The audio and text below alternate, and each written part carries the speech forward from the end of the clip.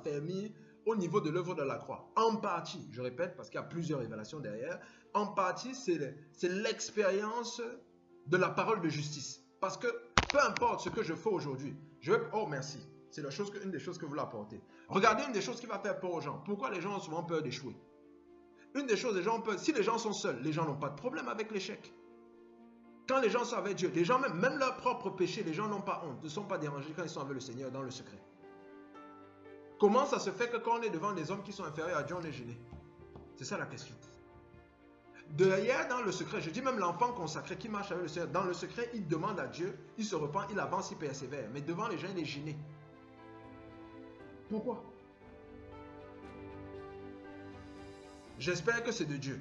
Je donne une partie de la vérité.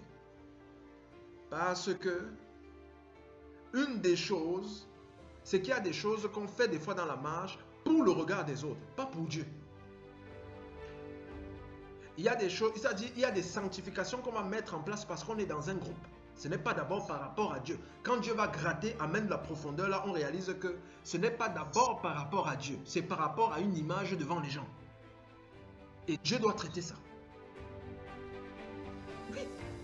Même avant de connaître le Seigneur, il y avait des choses, par exemple, parce qu'on est dans un groupe, on décide, on se prive de faire les choses là. Mais comprenez bien, à partir du moment où c'est l'homme qui devient le premier, on va se casser quelque part. Ce n'est pas suffisant pour maintenir l'enfant de Dieu dans la sanctification. Il y a beaucoup de choses que nous faisons, nous ne faisons pas. Parce que et Dieu va permettre que des fois justement, parce que quand c'est la chair, quand c'est la chair, un positionnement charnel, la chair c'est la mort. À un moment, ça va commencer à bien agacer la personne. La personne va maintenant aller devant le Seigneur et des fois, les gens vont s'attendre des fois que le Seigneur va sanctifier la personne. Vous savez ce que le Seigneur peut vous poser des fois? Tu peux demander à la personne, tu vas pécher, et puis quoi?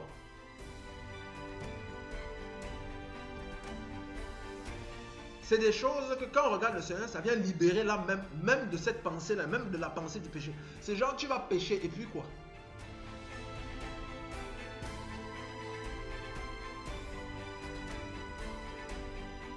Quand je parle, quelqu'un peut m'écouter, peut dire, ah ben écoute, il faut aller pécher. Non, non, non, non, non. Ce que je dis est super important. Tu vas déconner, et puis quoi? C'est quelque chose que tu n'as jamais fait.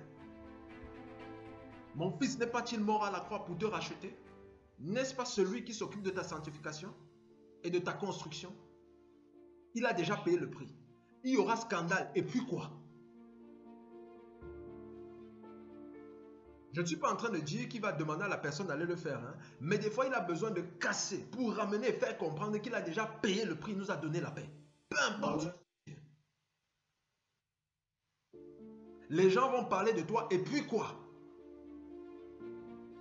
Tout ce que les gens ont dit, si c'est des paroles mortes, ça a été crucifié à la croix.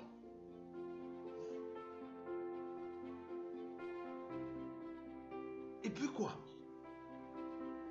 Je me suis trompé. Et puis quoi? And then what? Je parlais avec quelqu'un hier. La personne me faisait, on était en train de parler, la personne me faisait comprendre qu'elle était coincée dans le passé. C'est quelqu'un avec qui on travaille beaucoup. La personne était coincée dans le passé par rapport à que les choses ne s'étaient pas passées comme elle voulait. D'accord? Par rapport à un succès que la personne attendait. Donc la personne était coincée dans le passé. Quelle est la pensée qui m'est venue? Et c'est une pensée que je veux appliquer pour vous. J'ai dit à la personne que, écoute, si c'est que tu es incapable de te passer du passé, ça veut dire que tu ne pouvais même pas réussir. Tu n'étais pas encore qualifié pour réussir.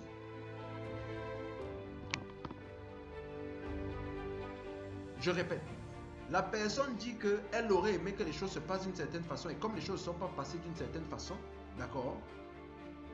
La personne, elle est coincée maintenant, elle ne peut plus avancer. J'ai dit à la personne qu'en fait, tu es simplement, si tu es incapable de dépasser l'échec, d'oublier le passé ou d'avancer, en fait, tu n'étais pas encore qualifié pour réussir même ce que tu avais envie de faire.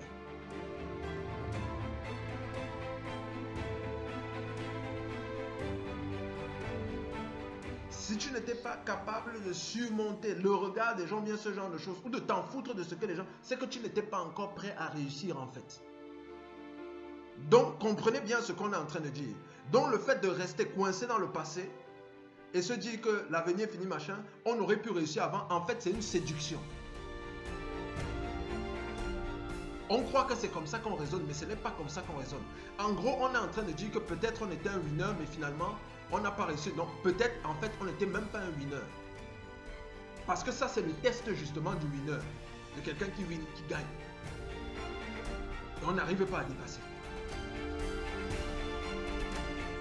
Peut-être c'est-à-dire que la vie est venue nous tester et nous montrer que soit on avait déjà la mentalité de winner et on l'a perdu, ou c'est le moment justement de l'acquérir. Parce qu'un winner est quelqu'un qui est capable de dépasser le passé. Ça, c'est quelqu'un qui gagne. Quelqu'un qui gagne, c'est quelqu'un qui est capable de s'en foutre de ce que les gens pensent.